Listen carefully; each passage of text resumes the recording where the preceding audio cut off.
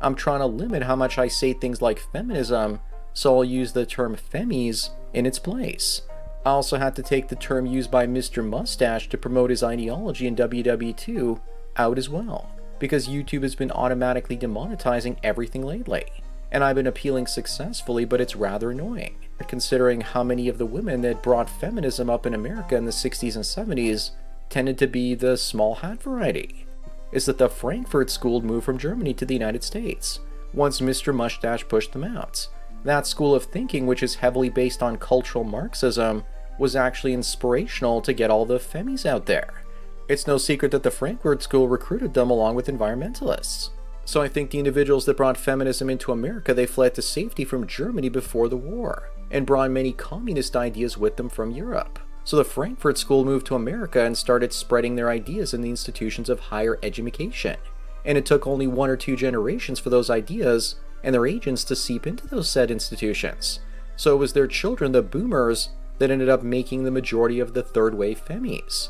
But that also coincided perfectly with the second turning, if you buy into the whole Haus-Strauss intergenerational theory. Again, German women, there weren't enough of them coming to America to influence that. I know German women from that time period, a few alive today in their 80s, and they feel shame for their people losing WW2, and how they treated the Hebrews. Also wouldn't make any sense to be against everyone except straight white males, because weren't those the people they admired in Germany? After all, they were raised in a society that was all about racial purity and patriarchy. It's here, and many of us want to escape the insanity. We don't want to be slaves to gynocentric societies where increasingly they will be ruled by majority female governments. More of us are figuring out ways to become digital nomads and put our wealth into assets that are unconfiscatable by the gynocrats. Traveling to Europe this past October has shown me that there's a normalization in prices and lifestyle quality all over the world. 2 or more passports allow us to get away to a country or jurisdiction where the femmies aren't running the governments. That accusing heterosexual men of being fascists is probably just projection on their part. But that term has been so heavily overused now that it's lost most of its meaning and punch. The key as a man is not to identify yourself with any one philosophy, but to do your own thing and become ungovernable instead of an NPC. To do everything in your favor to escape the inflation by being in assets that they can't steal or devalue. By refusing to be a male mule doing all the work for increasingly women-run states. That's how we win and they lose. Also, there's no global debt crisis. We're living in a debt-based economy, so the debts have to keep rising or the system collapses. But eventually, even at 1% or 0.5% interest, in maybe 10 or 20 years, the whole thing will come crumbling down. I'm hearing that in 10 years, there'll be a 30% reduction in Social Security benefits for pensions in the United States. Yet the states will just tax people more and more simultaneously. Things are looking bleak. The best way to deal with them is to have multiple escape plans, just like the people in WW2 had. The good part about today versus back then is that English is now universally spoken almost everywhere in the world, and our lifestyle is the same pretty much everywhere. The German women from WW2 had less kids than generations before them, and Germany is experiencing a massive population collapse.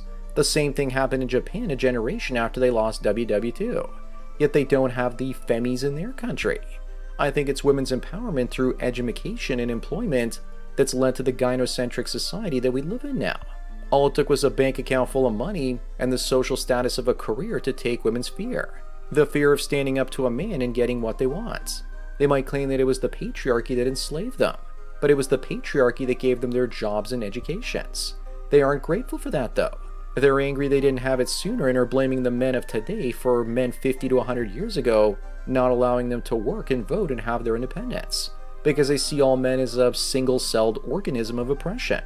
Much the same way they are part of the female collective, they project collective qualities onto men, all of us, as if there's some sort of silent conspiracy against them. In reality, it's all projection because they're the ones with that covert oppression strategy, and they're just accusing us of the very same thing that they're guilty of, before we can accuse them. It was the communists that were more responsible for creating the femmies than the fascists. After all, they were more into equal opportunities, and they were the ones that infiltrated the US universities with their half-baked intellectuals, and turned the baby boomers in California into belly-button lint-smoking hippies. Now I suggest that you watch Yuri Bezmenov's video, called Psychological Warfare and Subversion. He pretty much explains what was going on during the Cold War. that led to many of those hippy-dippy movements and the Femmies. They also promoted gay culture, and that's something that Mr. Mustache was against. The question we should ask is, how do we get rid of the Marxists and the Femmies? The only way I think we can do it is by abolishing government-controlled central bank currencies, and with them the nation-state, which can't print and spend its way to survival. Then it's only those that provide value regardless of nationality, mostly men in society, that will have all the power. The unproductive won't be able to compete for scarce resources. Marx himself has said that Marxists need to control the central bank to have power. Without it, they're finished. Once the money printing press loses its power, it's over for the old financial order, which will burn. And so will female empowerment, and men will win. Anyways, that's it for today.